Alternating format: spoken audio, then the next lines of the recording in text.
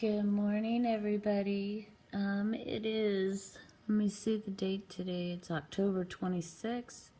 It's about 8:30 in the morning, Vegas time, Thursday. And I've been posting the Free Capitalist videos he posts on Facebook.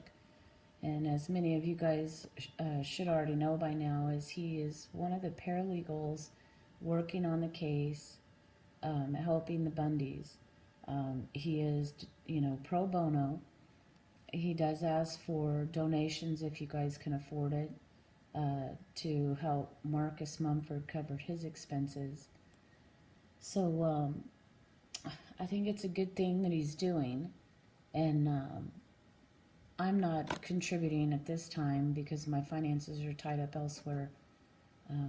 With the Patriot House and stuff like that. As many of you guys may already know also, the Patriot Home is closed.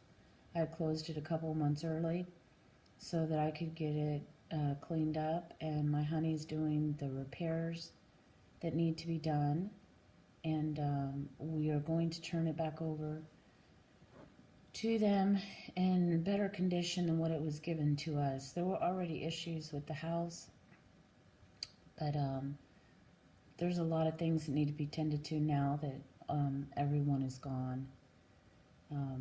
So I'm going to need a couple of months to do it.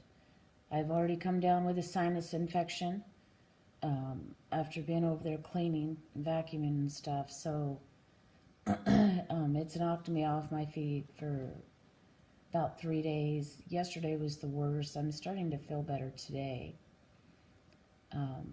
But I don't regret doing what I did at all. I think the execution, I think I would do it different next time. So there will be a next time that I open a home for women and children. But I'm going to thoroughly think through the execution of it and do it by the principles that I've learned. This time I didn't follow all the principles that I knew. I actually had went against a few of them. And that kind of, it caused me to be stressed out, guys, for 10 months.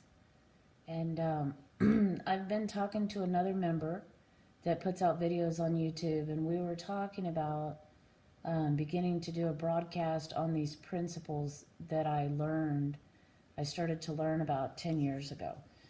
The ones that I apply to my life, it's amazing, guys, because my whole life has changed because of these principles. I learned them in a 12-step program. You guys could get a book, any book, from any 12-step program that's adopted the 12 traditions and 12 concepts. And you can learn about these principles. That's how I learned about them. But there's other ways to learn about these principles also, because they are the principles that are found in historical documents. And this gentleman from the Free Capitalist, he talks about the principles. He uses different terms than the way I learned them, but the principles are still the same that he talks about that I learned. And so this is why I've been uploading his videos to my YouTube page, is for others that may be interested. He also gives updates to the Bundy Ranch, or the Bundy court case, because he's involved. He can't say a whole lot. He can't get into details like others that give updates, because he has a lot of knowledge about the direction of the case, the way they're hoping it will go, and stuff like that. But because he's part of the case, he has to be very careful what he says. He doesn't want to give the defense's hand away too early, and he doesn't want to make any comments that could prejudice the court against them.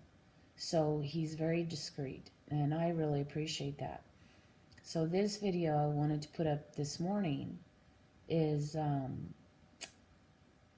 to ask you guys, are you interested in discussing and learning about the principles that this guy is talking about?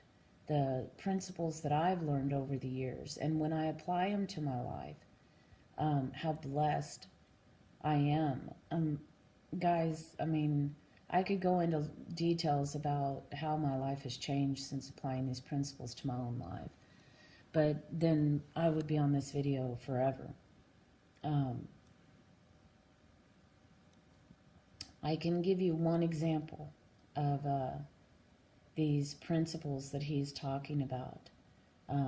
Or I can give you an example of what I mean when I say principles. So having a principle-centered life, living by principles instead of personalities or situations, if you live by a set of principles that are applicable no matter what situation you're in or who you're dealing with, this is what I call a principle-centered life. You decide your behavior, how you're going to live, regardless of what other people are doing, regardless of the situation. That's called a principle-centered life. And that's what I tried to live today. I did an experiment at the beginning of the year and went against a couple of the principles. And let me tell you, it was stressful for 10 months doing it. Although I know that God's hand was protecting us throughout this whole thing, because I know it could have ended much worse than it actually did. I was still very blessed because this is the first time in 10 years I chose not to live by these certain principles. And as a result, I chose the consequences. So I'm going to give you an example of a principle. The principle of kindness, or to do no harm. There is no principle in the Bible about being nice.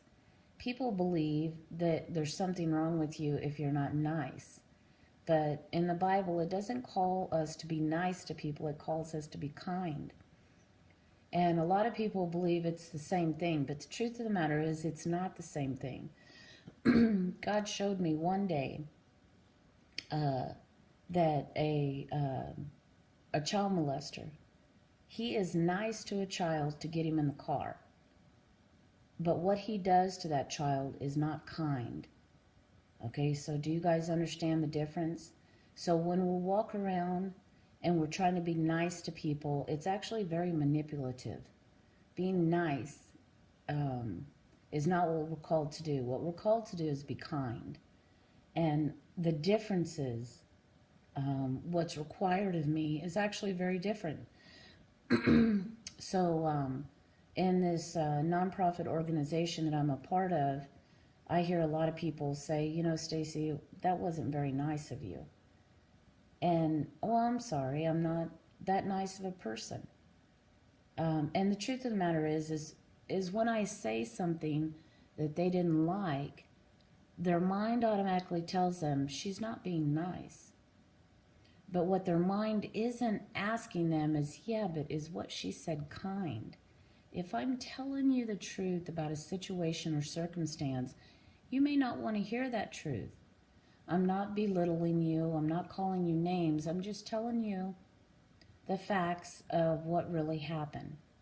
And because, for instance, this one person believed, she believed that there were other things that happened. And they turned out to be false. Somebody had given her false information.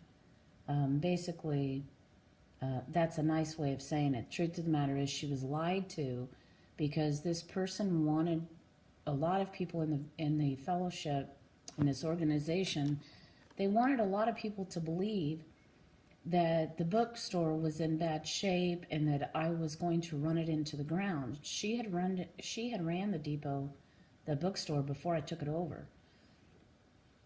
And she went against a lot of principles and a lot of policies. And she did it because of her friends in the organization. They wanted her to do it, so she did it. And as a result, the bookstore began to have financial issues. It doesn't have any financial problems today. And it's because I've stuck to the guidelines that were developed for this literature distribution center. And we follow them. We stay within those carefully defined boundaries. And I only exercise authority within those boundaries. And it's rubbed a lot of people the wrong way because they don't get freebies, guys. That's what the problem is. You know, that bookstore can't afford to pay for everybody's need for free literature. If you're not willing to put your money towards it, you must apparently not want it bad enough. There are certain times that we do give out free literature for public outreach, but not everyone is entitled to it. And we don't give it just because you need it. We give it because we can afford to do so. So anywho, this person that ran this bookstore before began to slander me and tell people in this organization a bunch of stuff that just wasn't true. And in September, towards the end of September, there was a business meeting to talk about all this stuff.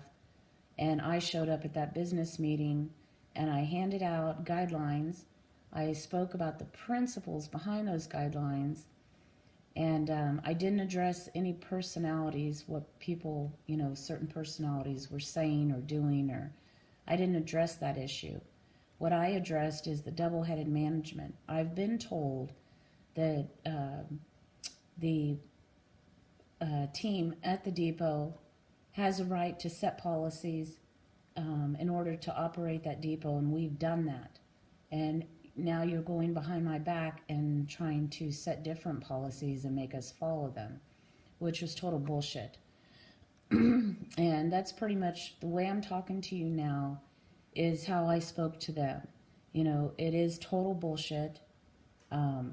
It's not okay, and I ask that you mind your own business and tend to your own policies and operating the little committees that you're supposed to be running and stay out of our business. If the organization has a problem with it, they'll tell us, but you guys right now are being a bunch of busybodies and trying to create this double-headed management situation, and it's causing confusion in the organization as a whole. So afterwards, you know, a lot of the people came up and thanked me for the information that I gave them, because I did give them all this information in writing concerning the policies and the principles of this organization. And but there was one individual that wanted to tell me I wasn't very nice. And the only thing I said to them is, God does not call me to be nice. He calls me to be kind. And they just looked at me. And I said, is there anything I'm saying that is untrue? You know, did I attack your character in any way? Did I put anybody down? So the truth of the matter is, you just don't like what I said. It's not that what I said wasn't true. You just don't like it. So that's just one example, guys. God does not call us to be nice. He calls us to be kind to people. And sometimes the kindest thing that we can do for people is to live within these principles ourselves and talk about them with other people. Some people just don't appreciate it. They don't want to hear this stuff. And I can appreciate that. But what I wanted to know from you guys is, do you want to know what they are? Do you understand, like, the principle of autonomy? Autonomy has limits, too. Everybody has a right to self-govern up until their decisions start affecting me adversely. Then I have every right to speak up and say something and put my foot down. You don't get to do whatever you want under the guise of autonomy. Autonomy is always carried out with responsibility for certain things and consideration of other people. I find it funny, even adults today, I hear people on Facebook arguing about, you know, I have a right to speak. Well, you do have a right to speak. You have a right to speak up and until you use your voice to slander and destroy another person's character, then that's verbal abuse. And this is the way God sees it, guys. These are spiritual principles. God did not give us a voice to harm other people. He gave us a voice to speak truth, to edify, to save souls. That's what he gave us a voice for. So when you're using your voice to abuse, attack, slander, demoralize another human being, you're not being a blessing, you're being a curse. So so the bottom line is I'd like to continue to post these videos that I watch because I get a lot out of them. But I'd like to know if you guys are getting anything out of them. If there's anything you don't understand about principles or why they're important, or just any general question about the videos if you do view them. I would like to know what you think about this. I would really like to begin to share about these principles, like, kindness versus niceness, autonomy with limits. Are you interested in hearing this stuff? Whether you are or not, I'll continue to listen to the guy myself, but would you like me to continue to share these videos with you? All right, guys, I hope you're having a good day, and I'll talk to you later.